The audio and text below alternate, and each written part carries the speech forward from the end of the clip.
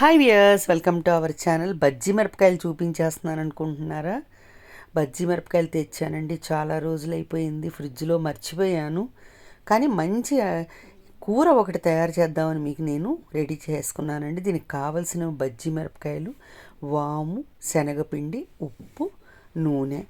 ముందుగా బజ్జీ మిరపకాయలన్నీ చక్కగా కడిగేసేసుకుని ఇట్లాగా పొడుగ్గా ఘాటు పెట్టేసుకోవాలండి. కాయకి అన్ని కాయలు కూడా ఇలా రెడీ చేసుకుందాము. ఇది స్నాక్ లాగా తినచ్చు, అన్నంలో తినచ్చు, చపాతీతో తినచ్చు. చాలా రుచిగా ఉంటుందండి. గింజలు అనేవి అసలు తీయాల్సిన అవసరం లేదండి, కొద్దిగానే ఉంటాయి గింజలు. నేను ఒక కప్పు శనగపిండి తీసుకున్నానండి, ఒక చెంచా వాము తీసుకున్నాను. ఇందులో వాము ఎక్కువ వేసుకుంటేనే బాగుంటుందండి. రుచికి తగ్గట్టుగా ఉప్పు, అంటే ఈ పిండికి తగ్గట్టుగా ఉప్పు నేను వేసుకున్నానండి. వేసేసుకుని పిండి మొత్తం కలిపేసేసానండి, ఉప్పు వాము కలిసేటట్టుగా. మిరపకాయ బజ్జీ మనం డీప్ ఫ్రై చేసుకుంటాం కదండి, ఇది 3-4 చెంచాలతోనే మంచి కూర తయారైపోతుంది. అలాగే మిరపకాయ బజ్జీ తిన్న టేస్ట్ వస్తుందండి. ఇప్పుడు ఈ కలుపుకున్నటువంటి ఈ పౌడర్ని మిరపకాయలు ఫిల్ చేసుకోవాలండి. మనం నిలువుగా ఘాటు పెట్టుకున్నాం కదా మిరపకాయకి,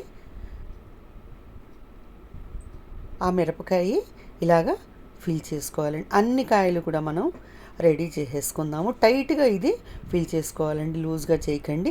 ఒకవేళ ఫిల్లింగ్ పోతుంది అనుకుంటే దారం మనం కట్టేసేసి కూడా దీనికి మనం ఫ్రై చేసుకోవచ్చు అండి. అంటే శనగపిండి మనకి ఒక్కొక్కసారి నూనెలోకి వచ్చేస్తుందండి, అది రాకుండా చక్కగా దారం అనేది దీనికి కట్టేసేసుకొని ఆయిల్లో వేసి ఇచ్చండి. ముందుగా మనం ఒక ప్యాన్ వేడి చేసుకొని అందులో నూనె వేసుకుందామండి. 4-5 చెంచాల నూనెతోటే మనకి ఈ కూర రెడీ అయిపోతుందండి.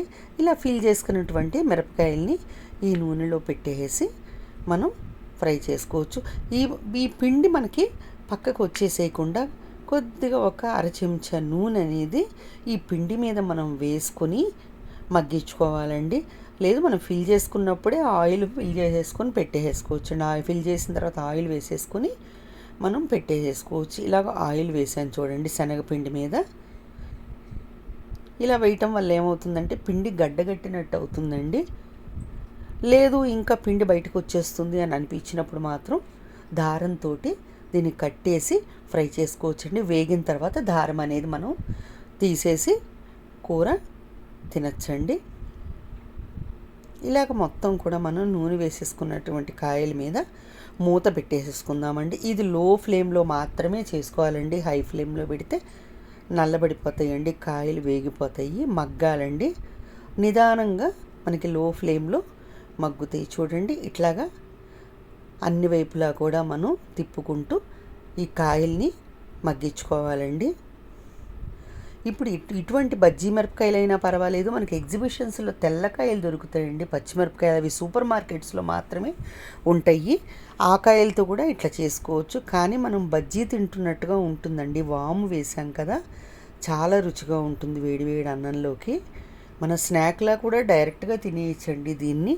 ఏదైనా టీ టైంకి కానీ కాఫీ టైంకి కానీ ఇది తినేసి మనం కాఫీ టీ తీసుకోవచ్చు. చాలా రుచిగా ఉంటుంది. మళ్ళీ మూత పెట్టేసుకుందాము టర్న్ చేసుకుని. ఇప్పుడు చూసారా కాయలన్నీ కూడా రెడీ అయిపోయినాయండి, మెత్తగా ఉన్నాయి. నొక్కి చూపిస్తున్నాను చూడండి. ఇప్పుడు ఈ కాయలన్నీ కూడా ఒక ప్లేట్లోకి తీసేసుకుందామండి.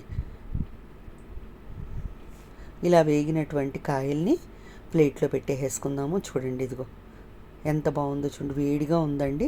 మిగతా నూనె కూడా వేసేసుకుని మిగిలిన కాయలు కూడా ఈ నూనెలో పెట్టేసుకుని, అలాగే నూనె మనం పౌడర్ మీద వేసేసుకుని శనగపిండి మీద మళ్ళీ మూత పెట్టేసుకుని ఇవి కూడా సేమ్ అలాగే మగ్గబెట్టుకుందామండి. మా పాప వాళ్ళకి చాలా ఇష్టమండి ఈ కర్రీ అంటే, వాళ్ళు చాలా ఇష్టంగా తింటారు. అస్సలు కారం ఉండదండి, బజ్జీ మిరపకాయలు కదా. మొత్తం ఇట్లా టర్న్ చేసేసుకొని మళ్ళీ మనం లిడ్ పెట్టేసుకుందామండి. ఎంతో ఈజీగా కేవలం 10 నిమిషాల్లో ఈ కూర రెడీ అయిపోతుందండి. మళ్ళీ టర్న్ చేసుకున్న తర్వాత మూత పెట్టేస్తాము. 2 నిమిషాల తర్వాత మూత తీసి చూస్తే మొత్తం మగ్గిపోయినాయండి, కూర అంతా రెడీ అయిపోయింది. ఇవి కూడా మనం ప్లేట్లోకి తీసుకున్నాం. చూస్తున్నారా ఎంత కలర్ ఎంత బాగుందో, టేస్ట్ కూడా అంతే బాగుంటుందండి. ఇప్పుడు దీంట్లోకి అన్నం ఉడికిపోయిందండి, వేడి వేడి అన్నం నేను సర్వింగ్ ప్లేట్లోకి పెట్టేసుకుంటున్నాను. మా పాప ఆకలంటే అన్నం పెడుతున్నానండి. ఇప్పుడు ఈ రైస్ మీద మనం నెయ్యి వేసుకుని ఈ మిరపకాయలు నంచుకొని తింటే చాలా బాగుంటుందండి. చూడండి, ఇలాగ మిరపకాయలు పెట్టేసుకుని మనం పప్పు కానీ కూర కానీ ఏదైనా చేసుకున్న సైడ్ ఈ కూర కూడా చాలా బాగుంటుంది. ఇలాగ అన్నీ రెడీ చేసేసుకొని అన్నం మీద కొద్దిగా నెయ్యి వేసేసుకుని ఈ కాయలు ముక్కలుగా చేసుకుని నంచుకొని తింటే చాలా బాగుంటుందండి. మీరు తప్పకుండా ట్రై చేయండి. మీకు కనుక ఈ వీడియో నచ్చినట్లయితే లైక్ చేయండి, షేర్ చేయండి, అలాగే సబ్స్క్రైబ్ చేయటం మాత్రం మర్చిపోకండి. Thank you.